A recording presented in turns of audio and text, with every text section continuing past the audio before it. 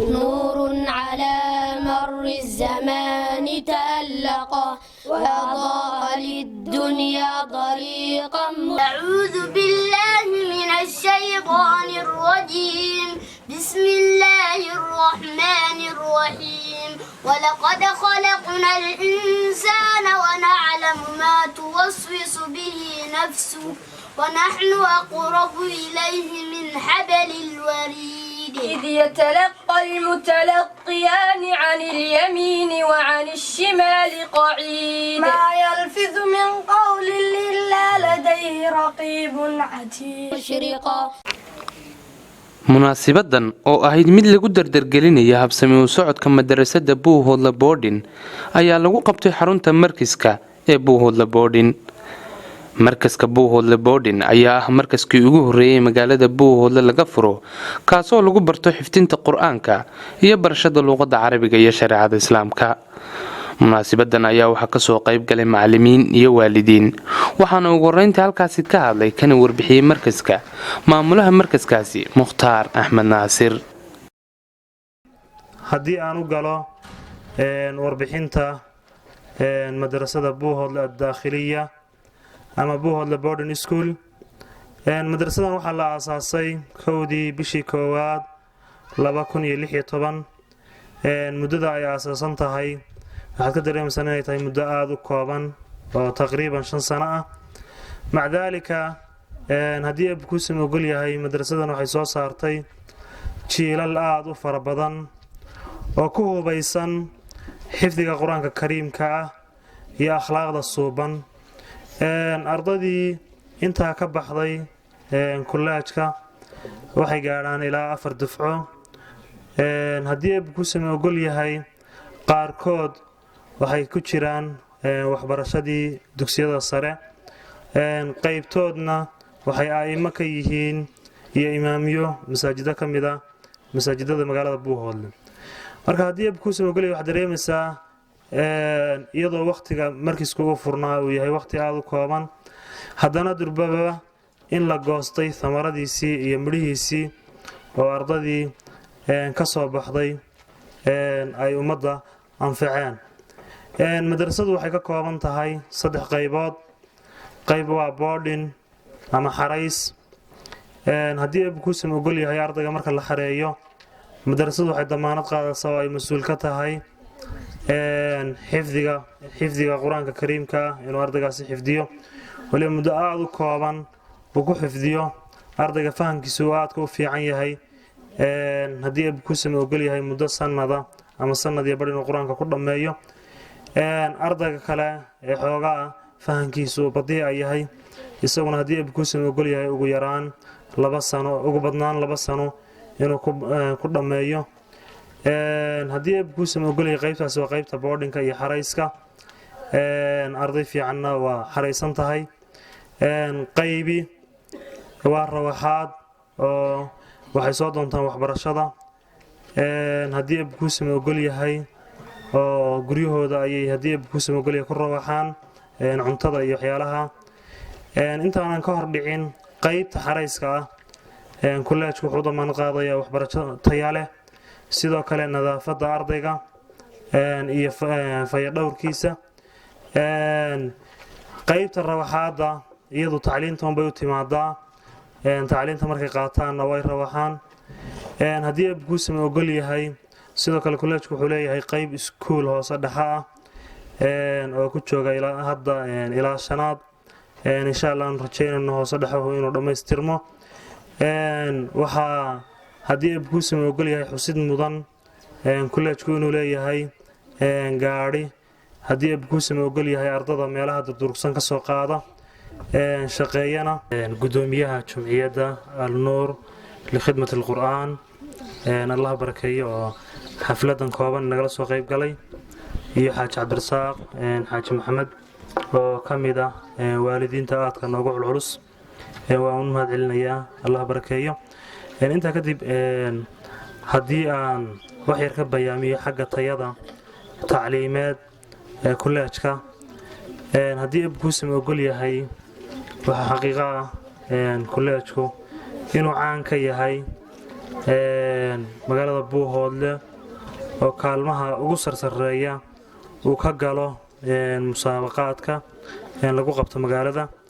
xagga tacliinta maadiga ah iyadana waxa maraka ah hadii ku samogol yahay ardada ka wareegta iskuulka ee u wareega iskuulaadka kale ee dawliga ah hadii ku samogol yahay galaaska oo ardaygu marka noogu qiimeysnaa ama noogu suntanaa in hadii ku samogol yahay galaasyo ka sareeya la geeyo tusaale arday sanadkii dhow naga baxay oo iskuulka Abubakar la geeyay afraad buu noo ahaa oo ardada normaalka ah buu noogu jiray dhexdhexaadka ah markii la qiimeeyay waxa lagu qiimeeyay hadii ku samogol yahay galaaska lixaad inuu yahay arday kale oo hadii ku samogol yahay iskuulka hawd nooga tagta iyadana galaasyada ay noo fadhiyeen galaasyo ka sareeya ayaa lagu qiimeeyay. أعوذ بالله من الشيطان الرجيم رب السماوات والأرض وما بينهما فاعبده واصطبر لعبادته هل تعلم له سميا ويقول الإنسان أإذا ما مت لسوف أخرج حيا أولا يذكر الإنسان أنا خلقناه من قبل ولم يك شيئا فوربك لنحشرنهم والشياطين ثم لنحضرنهم حول جهنم جثيا ثم لننزعن من كل شيعة أيهم أشد على الرحمن عتيا ثم لنحن أعلم بالذين هم أولى بها صليا وإن منكم إلا واردها كان على ربك حتما مقضيا. marka taasna waxa ka muuqanaysa dadaalka iyo juhdiga la galiyay iyo jaaniska fiican ee looga faa'iideeyay ardada. نور على مر الزمان تألقا وأضاء للدنيا طريقا مشرقا وهدى من الرحمن يهدينا به للصالحات وللمكارم والتقى هذا كتاب الله أعظم منهل أنعم به من مورد لمن اصدقا قد صانه رب العباد بحفظه وحماه حتى لا يضيع ويخلق طوبى لمن حفظ الكتاب بصدره فبدا وضيئا كالنجوم تألقا وتمثل القرآن في أخلاقه وفعاله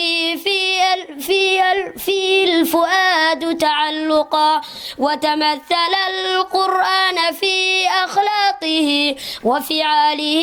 في الفؤاد تعلقا وتلاه في جمح الدجى متدبرا والدمع من بين الجفون ترقرقا هذه صفات الحافظين كتابه حقا فكن بصفاتهم متخلقا يا حافظ القرآن رتل آيه فالكل أنصت للتلاوة مدرقا يا حافظ القرآن لست بحافظ حتى تكون لما حفظت مضبقا ماذا يفيدك أن تسمى حافظا وكتاب ربك في الفؤاد تمزقا يا أمتي القرآن حبل نجاتنا فتمسكي بعراه كي لا نقرقا وتجمعي حول الكتاب شتاتنا حتى نزيل تناحرا وتفرقا وتجعليه محكما في أمرنا وثقي بوعد الله أن يتحققا يا أمتي القرآن حبل نجاتنا فتمسكي بعراه كي لا نقرقا الرحمن الرحيم ضاها ما أنزلنا عليك القرآن القرآن لتشقى إلا تذكرة لمن يخشى تنزيلا ممن خلق الأرض والسماوات العلى الرحمن على العرش استوى له ما في السماوات وما في الأرض وما بينهما وما تحت الثرى وإن تجهر بالقول فإنه يعلم السر وأخفى أعوذ بالله من الشيطان الرجيم ولقد استهزئ برسل من قبلك فحاق بالذين سخروا منهم ما كانوا به يستهزئون قل سيروا في الأرض ثم انظروا كيف كان عاقبة المكذبين قل لمن ما في السماوات والأرض قل لله كتب على نفسه الرحمة ليجمعنكم إلى يوم القيامة لا ريب فيه الذين خسروا أنفسهم فهم لا يؤمنون وله ما سكن في الليل والنهار وهو السميع العليم قل أغير الله يتخذ وليا فاطر السماوات والأرض وهو يطعم ولا يطعم قل إني أمرت أن أكون أول من أسلم ولا تكونن من المشركين عليكم ورحمة الله وبركاته وتقول ما هذا السكالة ما أنت النمعة إنه هيسنه وشيء مهم سوي لئن شكرتم لأزيدنكم ولئن كفرتم إن عذابي لشديد نمعة إنه هيسنين نكشكر نوي هدي نكشكر نمعة إنه هيسنه عذاب كذا درن بولهيل مركا أرضيدا هدا نشيد إنه أخردي القرآن كإنه أخردي آد بانو فرحسن هاي حفلة دنير قيمة هيدو آد بو مدن هاي والد كلا معلمين تله مامول كله intaa inaa haddan kusoo gebagebe taala kulay waqti waa soo kooban yahay waana iska gebagabo kulay hadalna waa la soo dhameeyay xafladuna kulay waa iska koobnayd oo waa xaflad dhiirigelin ardaydaas lagu dhiirigelinayaa quraanka baranaysa yar iyo waaweyn bale rag quraankii dhameeyay iyo rag hadda dhameynaya iyo rag ku dhex jira bale marka kulay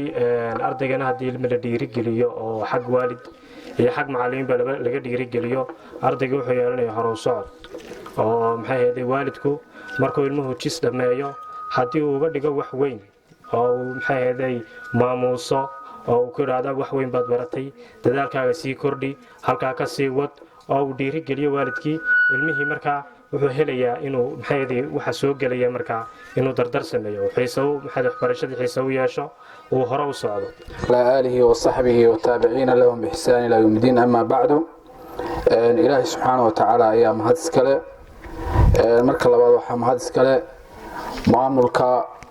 كلش كان ما تحفظي سجونو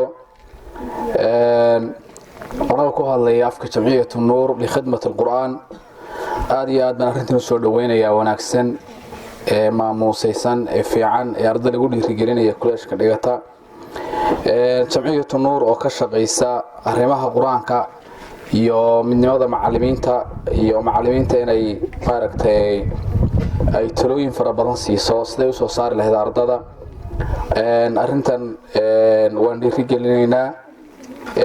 kuleeshkana wuxuu ku jiraa muassasaadka ugu wanaagsan ee ugu tayada roon magaalada waxyaalo fara badan oo tartamo loo qabtay magaalada oo madaarista magaalada tartamo loo qabtay wuxuu ka muujiyay kuleeshkan arin dhiirigelin fiican u soo jiiday magaalada oo wacdara fiican oo maaragtay tayo leh ayay maaragtay ardadaas ay macnaha dadka u muujiyeen marka kuleeshkan uu ka suntan yahay magaalada xagga waxbarashadiisa iyo maamulkiisaba aad iyo aad baan u soo dhaweynaynaa maamulka kuleeshkana aad iyo aad baan ugu mahadcelinaynaa arrinta dhiirigelinta ay wadaan iyo dardargelinta ardadana waxaan soo jeedinaynaa inay dadaalaan ay ku dadaalaan quraanka ilaahay subxaanahu wa tacaala quraanku fadli fara badan buu leeyahay barashadiisu maalin walba waa la idiin sheegaa